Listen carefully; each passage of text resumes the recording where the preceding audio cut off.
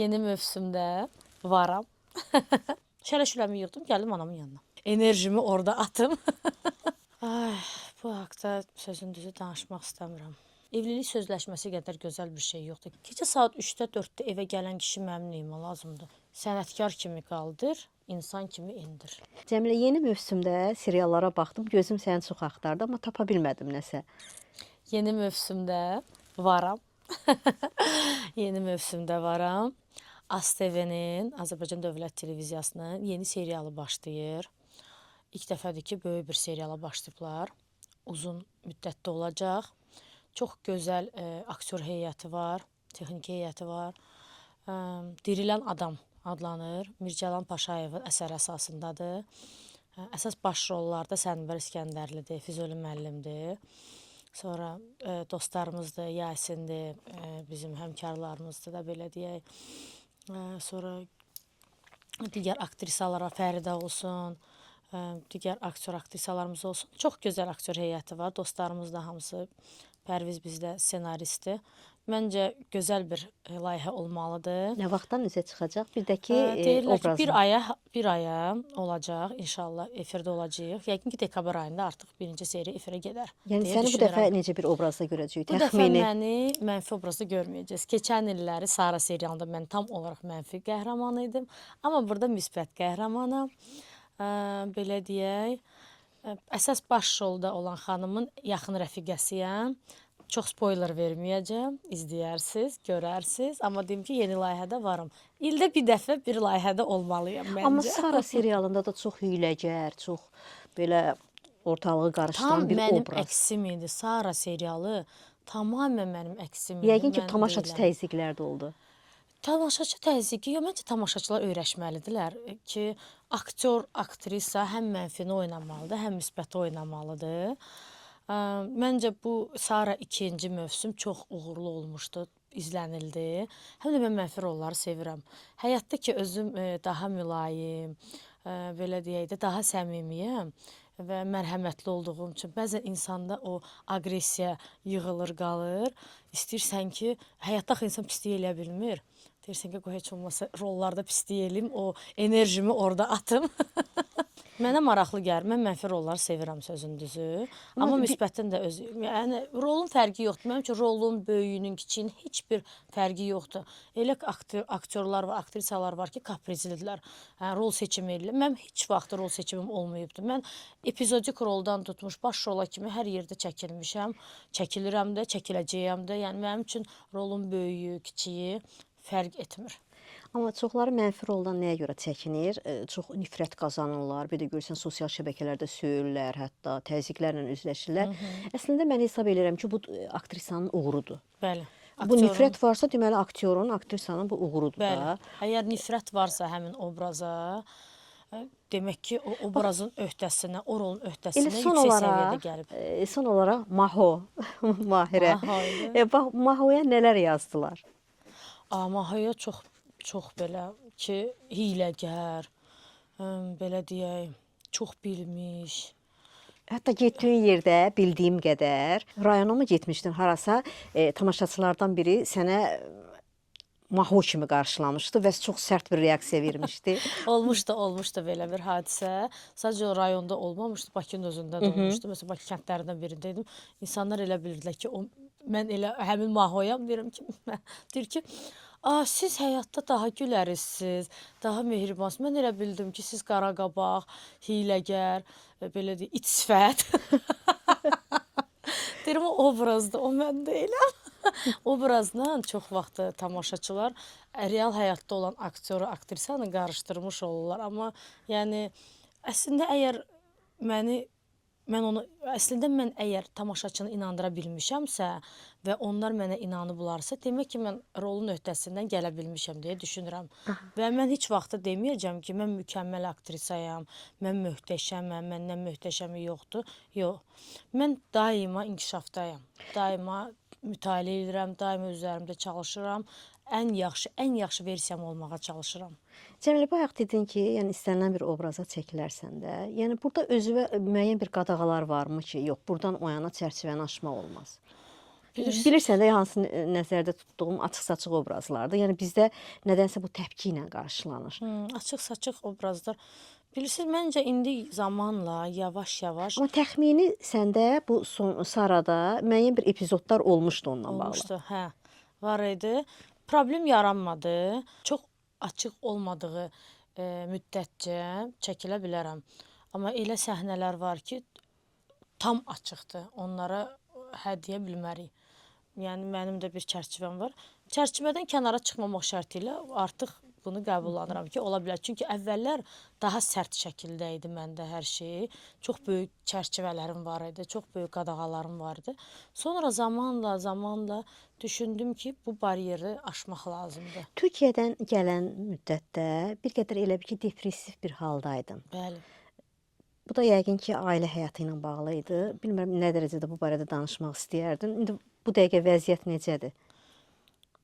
Boşanma Bir ildən çox, bəlkə də bir il yarım mən depressiya yaşadım. Özümə qapanmışdım.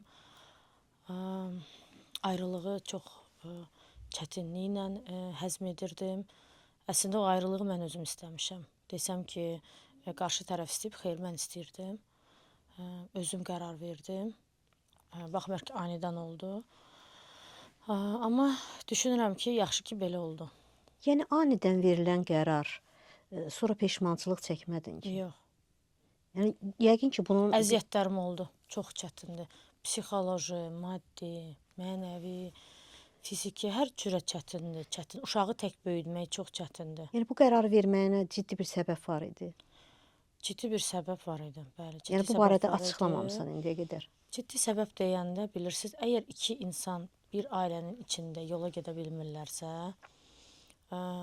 həyat yoluna davam edə bilmirlərsə, onu yarıda kəsmək daha yaxşıdır. Nəinki ikisi də bir-birinin həyatını zəhər edəcəklər, nəinki bir-birinin həyatını məhv eləyəcəklər. Onu yarıdan yəni kəsib hərə öz yoluna davam eləməsi daha məsləhətdir deyə düşünürəm. Çünki bu həyata bir dəfə gəlirik, bir dəfə yaşayırıq.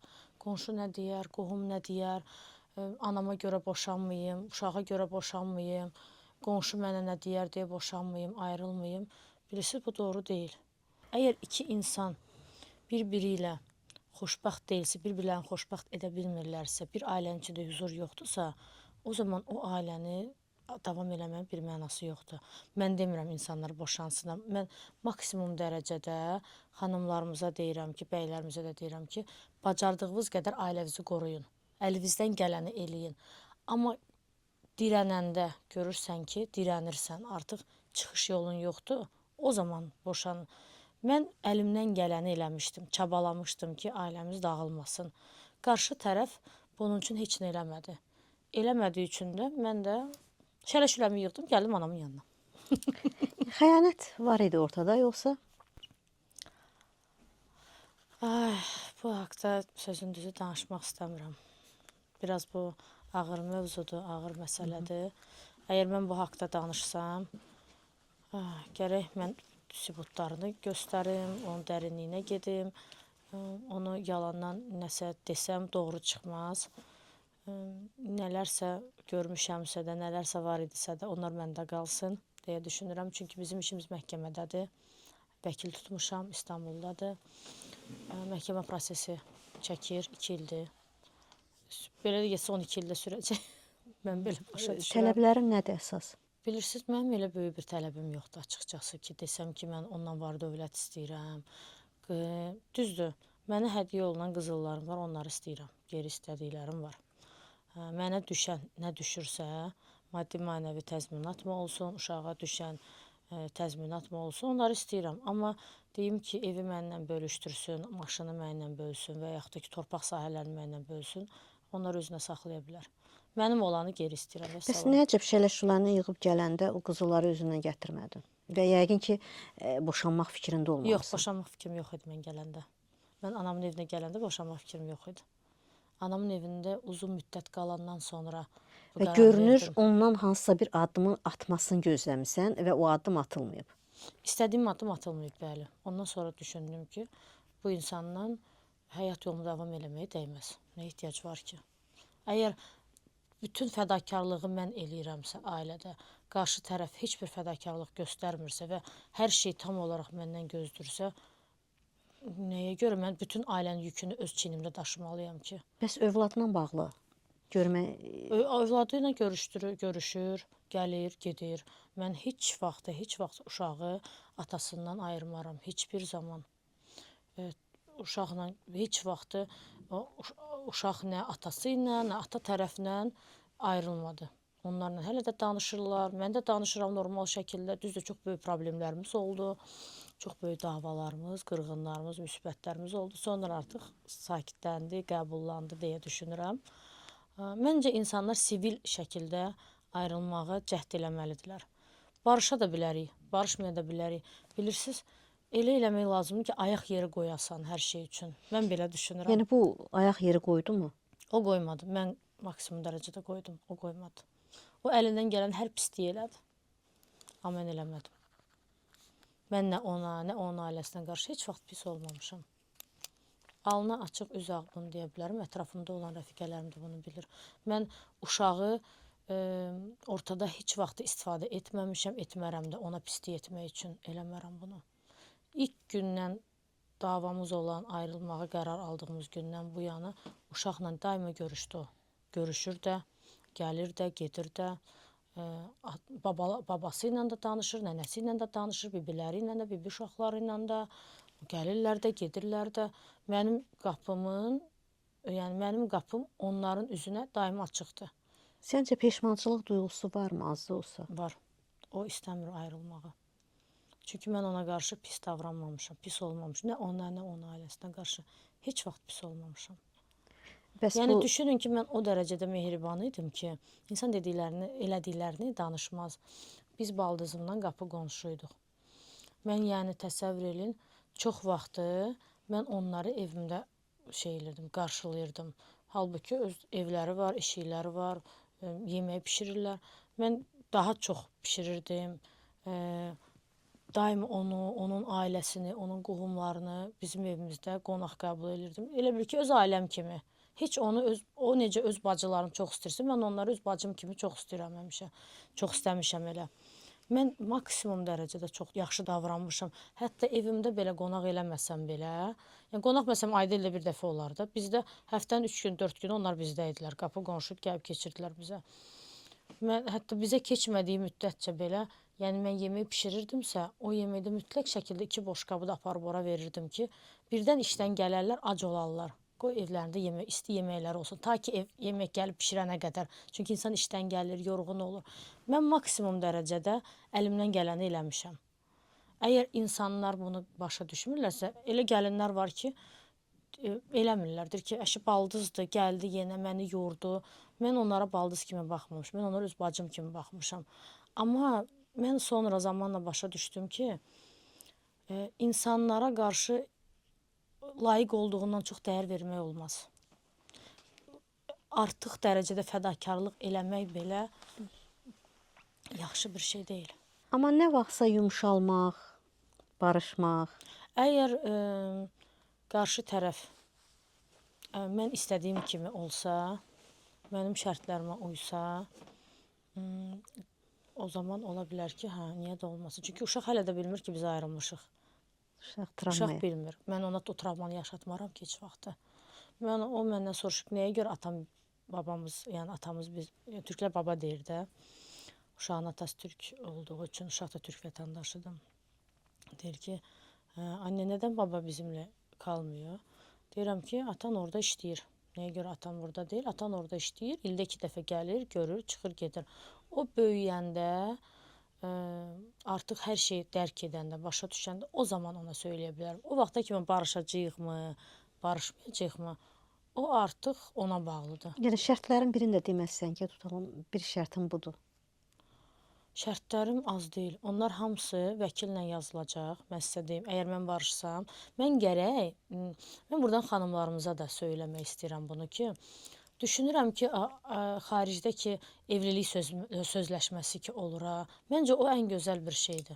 Evlilik sözləşməsi qədər gözəl bir şey yoxdur. Kaş mən evlilik sözləşməsi ilə evlənərdim. Bu qanuni şəkildədir. Bəli, evlilik sözləşməsi var, qanuni şəkildədir. Amma indi barışmaq fikrim olsa mütləq şəkildə evlilik sözləşmə olacaq. Mütləq Yəni vəkilimə söhbət deyəcəm. burada görünür mal-mülk söhbətindən də Sadəcə gedir. mal-mülk deyil. Ə, Mənəvi olaraq da vaxtın ayrılması da çox önəmlidir. Ümumiyyətlə fikir vermişəm ki, istər Azərbaycan, istər Türkiyə olsun, ümumiyyətlə müsəlman cəmiyyətində xanımlarını evdə xanım kimi görə bilmir bir çox kişilərimiz. Ən böyük problem odur. Onlar elə bilirlər ki, onlar evə əşya alırlar. Sanki sanki kişinin qulluqçusudur. Bəli. Sanki onun quludur, köləsidir, nökəridir. Mən demirəm ki, qadın evdə heç bir iş görməsin. Görmək lazımdır. Analarımız da görüb. Mən bişirməsəm yeməyi kim bişirəcək ki? Mən evi təmizləməsəm kim edəcək ki? Hə, maddi durumun icazə verirsə, əlbəttə ki, köməkçi çağır evə. Amma maddi durumun imkan vermirsə, elə bir şəraitin yoxdursa, əlbəttə ki, xanım eləməlidir. Amma ev işlərindən getmir söhbət. Söhbət qadına verilən dəyərdən gedir. Burada günahkar kimdir? Qadın günahkardır yoxsa kişi? Qadın aşırı dərəcədə fədakarlıq elədiyi üçün vəziyyət o həddə gəlib çatır ki, kişi ona artıq hörmət eləmir. Hörmətlə yanaşmır, ondan çəkinmir, ondan utanmır, ondan qorxmur. Mən demirəm ki, qorxu altında olmalıdır, amma ən azından hörmət olmalıdır mütləq Hətta şəkildə. qadınlar var ki, kişi məni neyniyir, eləsin, lap döysün, söysün, amma mənim yanımda olsun. Bəli, Bu düşüncə ilə yaşayan qadınlar da var. bax, o düşüncə mənə heç cürə çatmır. Heç cürə. Mən onu qəbul edə bilmərəm. Ki, kişi məni döysün, söysün, ac saxlasın, öldürsün, amma yetər ki, yanımda kişi olsun. Xeyr, mənə o kişiyə ehtiyac yoxdur. Kişi maddi, mənəvi, fiziki olaraq qadının bütün istəklərini təmin eləməlidir ki, eyni qarşılıqda qadın verir. Hə, bəzi istisnalar var ki, nankor qadınlar olur. Onlar bəzi istisnalar. Amma inanın mənə, Azərbaycan qadınlarının 90% fədakardır. Ailə canlıdır. Uşaq, həyat yoldaşı istəyəndirlər. Ailəsi üçün çabalayandır. Azərbaycan kişisi, türk kişisi də evə yığışmayan, küçələrdən yığışa bilmirlər. Xanımını evində atır, çıxır, gedir uşağı ilə bir yerdə. Sanki evləndi, uşaq dünyaya gətizdirdi və bu missiyası bitdi bu ilə. Bu kişi yoxdur evdə. Artıq bu özü üçün subay həyatı yaşayır. Qadın da özü üçün uşaq böyütsün. Elə olmaz axı. Eyni zamanda da özünün bir sevgilisi olsun kənarda. Mütləq, hə, mütləq şəkildə. Bunların evə yığışmaqla araları yoxdur. Gecə saat 3-də, 4-də evə gələn kişi mənim nəyimə lazımdır? Otursun evdə özü üçün hara gedir, getsin. Yolu açıq, qapısı açıq. Yallah. Belə demək olarmı? Gecə 3-də, 4-də evə gələn kişini qapının arxasında qoymaqlar, qapı kənarında. Mütləq. Bir evli kişinin gecə saat 3-də, 4-də küçələrdə nə işi var? Həyat yoldaşı gecə saat 3-də, 4-də o xanım evə gəlsə, içkili vəziyyətdə o onu qəbul eləyər? Əlbəttə qəbul eləməz. Bəs niyə xanım onu qəbul eləməlidir? Niyə ona dözməlidir? Ayda ildə bir dəfə gedib dostlarla yeyib içib gələ bilərsən. Kimsə nə deyir ki, getmə. Getmə deyən yoxdur ki, amma hər şeyin bir həddi var, bir hüdudu var. Cəmilə, Türkiyədən qayıtdın və artıq yaradıcılıq yenidən bərpa olundu. Bu bəlkə də bəzi aktrisaların yuxusunu ərşə çəkdi ki, hə, artıq bir rəqibimiz gəldi. Çünki sən Türkiyəyə getməzdən öncə demək olar ki, bütün seriallarda baş rolların qəhrəmanı idin. Hiss elədinmi o özünə qarşı qısqanclığı, paxıllığı? Mən sizə deyim, bu sənət çox nankor sənətdir. Hədsiz dərəcədə. Çox sevirəm. Mən öz sənətimə aşiqəm. Onu o qədər çox sevirəm ki, bu sənətimi. Yəni, çox böyük fədakarlıqlar eləmişəm sənətim üçün. Amma sonra zamanla başa düşdüm ki, sənətdən uzaqlaşanda, həqiqətən də bu qədər fədakarlıq eləməyə dəyməzmiş, yəni. Bir müddət çəkilirsən, populyar olursan, göz önündə olursa, hamı səni sevir, hamı səni hörmət eləyir, başqa bir atmosfer olur, başqa bir münasibət olur. Biraz uzaqlaşan kimi, inanın mən Instagramdan da sizə unfollow verirlər, Facebookda dostluqdan da çıxardırlar, telefon nömrənizi də silirlər. Çox qəribə bir abu-hava yaranır. Həmin insanamda nə dəyişdi ki? Tamam başqa bir şey deyil. Yəni çəkilmədikcə, işləmədikcə unudulursan. Vəzifə də belədir. Köpək oğlunun vəzifəsi də belədir. Nə qədər vəzifədəsən, hörmətlisən, sevilirsən, nə qədər ki, məsələn, sənət adamları səhnədədir, efirdədir, çəkilir, sevilir. Çəkilmədinsə, hər şeyə çəkildinsə və yaxud da ki, vəzifədən düşdünsə, vəssalam. O hörmət də gedir, o sevgi də gedir. Çox qəribə bir şeydir. Çox.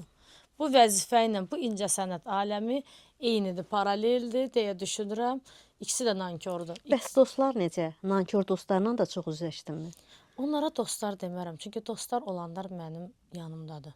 Yaxşı dostlar, yaxşı rəfiqələrim yanımdadır. İllərlə dostluq eləyirik.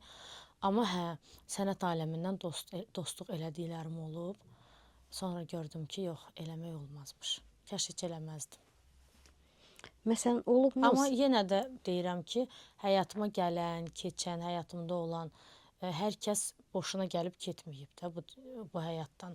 Yəni mənim həyatıma gəlibsə, demək ki, mənə bu bir təcrübə olubdu. Demək ki, mənim ondan öyrəndiklərim olubdu. Demək ki, o mənə dərs veribdi. Mən o insanların sayəsində açıqcası, baxmayaraq ki, kəşki dedim, amma bir tərəfdən də düşünürəm ki, yaxşı ki, onlar mənim həyatımda olublar, yaxşı ki də həyatımdan çıxıblar. Ümumiyyətlə bu rəfiqələrin olmasa da, həmkarların olsun və onlardan özünə hansı reaksiyanı gördün? Bilirsiniz, yaxşı qarşılayanlar da oldu, sevinənlər, çəkilişdə dediyim kimi üzləşdiklərimiz, sevindiklərimiz, hətta yenidən tanış olduqlarımız. Amma belə deyək, çoxdandan tanıyıb, lakin həmişə üzümə gülüb, dost kimi görsənib, amma sən demə dost olmayanlar, nə bilim belə deyim, səmimiyyəti dırnaq arası olanlar, yəni az deyilmiş. Bu da normaldır, yəni düşünürəm ki, bu hər sahədə var, incəsənətdə də olması gərəkən bir Bəs şeydir. rejissorlardan hansı münasibəti görürsən? Çox rejissorla işləmişəm, işləmədiyim bir neçə rejissor var ki, ondan heç işləmək istəmərəm. Səbəb? Aktyor, aktrisaya, sənət adamına qarşı olan pis rəftarı. Adlarını çəkməyəcəm. Bir neçə rejissor var ki, rejissor kimi möhtəşəmdir. Adlarını çəkə bilmərəm. Onların arasında işlədiklərim də var, işləmədiklərim də var. Amma insan kimi sıfır. Sıfırın sıfırı yerin dibindədir. İnsanlığı yoxdur. Amma gəl ki, sənətlidir, var, sənətkardır. İnsan kimi apar, tulla. Amma bir rejissor kimi, sənət adamı kimi götür ona mükafatlar ver, onu qaldır. Sənətkar kimi qaldır, insan kimi indir. Yəni sənətinə görə dözmək olmaz xarakterinə. Bəzi insanlara mən sənətinə görə dözə bilmərəm. Mümkündür. Mənim elə bir xasiyyətim var ki, mən ilk öncə onun insanlığına fikir verim. Çünki bu sahədəyik. Bu axı Martin Scorsese deyil. Bu axı belə deyək, Brad Pitt deyil, Johnny Depp deyil ki, hansı ki bizə əl çatmazdılar. Mənə əl çatan olan aktyor, aktrisa və yaxud da ki, rejissorla mən işləyirəmsə, mənə də komfortlu olmalıdır onunla çalışmaq. Mən demirəm ki, mən kaprizli aktrisayam. Yox, amma çalışdığı mühit də xoş olmalıdır. Xoş təəssürat bağışlamalıdır deyə düşünürəm. Gərgin, problemli, belə deyək, çox davalı, şavalı, ondan sonra hörmət qoyulmayan, hörmətsiz bir atmosferdə, hörmətsiz bir yerdə, yəni işləməyin nə mənası var ki? Bir yerdə ki, mənə hörmət eləməyəcəklərsə, bir yerdə ki, mənim üzümə gülməyəcəklərsə, mənə xoş baxmayacaqlarsa, mən orada çalışmaqdansa çalışmasam daha yaxşıdır. Bəs qonorar nə dərəcədə önəmlidir? Qonorar da önəmlidir, amma mənə qoysaz ki, qonorar və yaxud da ki, insani keyfiyyətlər, mən insani keyfiyyətləri seçərəm. Olsun, qonorarı az olsun, amma insan kimi rəftarları mənimlə yaxşı olsun. Bu mənim üçün daha önəmlidir. Hal-hazırda bir neçə ildir ki, bunu müşahidə edirəm ki, incəsənət aləmində də monopoliya yaranıb. Filmlər çəkirlər, seriallar çəkirlər. Hamı öz dostunu, tanışını, kimlə arası yaxşıdırsa onları çəkir. Daima. Çox qəribə bir atmosfer yaranıb. Ki, mənim kimi bir çox sənət adamını buna rahat eləyir. Bu yaxınlarda aktrisa Hüsniyyə Mürvətova belə bir açıqlama verdi ki, yəni mənim görünüşüm imkan verdiyi halda, istedadım, təcrübəm imkan verdiyi halda mən niyə tarix filmlərə çəkilməyim? Yeni çəkilən filmlərdə niyə mən yoxam? Doğru söyləyir. Yəni bu baxımdan həqiqətən də bəzi aktrisalar var ki, elə samballı filmlərdə, layihələrdə kənarda qalır. Elə onlardan biri də sənsən. Bəli. Bu səni hardasa incidirmi? Əlbəttə ki, incidir. Mən Hüsniyə xanıma dəstək verirəm. Onun yanındayam, söylədiklərinin yanındayam ki, tarixi filmlər çəkilir, az çəkilməyib, böyük layihələr çəkilib bizdə. Amma o layihələrdə mən nə Hüsniyə xanımı gördüm, nə mən özümü gördüm, nə də digər başqa aktor aktrisalar var ki, onları görə bilmədim. Daima eyni simalar var ki, hansılarla ki, sanki o kast direktorların arası yaxşıdır, kim ki kimlə dostdur, hansı rejissor, hansı kast direktoru, hansı aktor aktrisa ilə dostdursa onları da çəkirlər. Və belə bir tendensiya yaranıbdır. Bir aktrisa kimi mən öz potensialıma bələdəm, öz istedadıma bələdəm, öz görünüşümə bələdəm. Bunlar hamısı məndə olduğu halda nəyə görə mən böyük layihələrdə, böyük filmlərdə, o gözəl və keyfiyyətli filmlərdə özümü görə bilmirəm? Nəyə görə dəvət almıram? Heç kastinginə belə dəvət almıram. Yaxşı, heç olmasa adamı kastingə çağırarlar. 10 nəfər arasında seçim eləyərlər. Heç kastingə də çağırmırlar, heç bir cəhd də olunmur. Xüsusi adamlar var.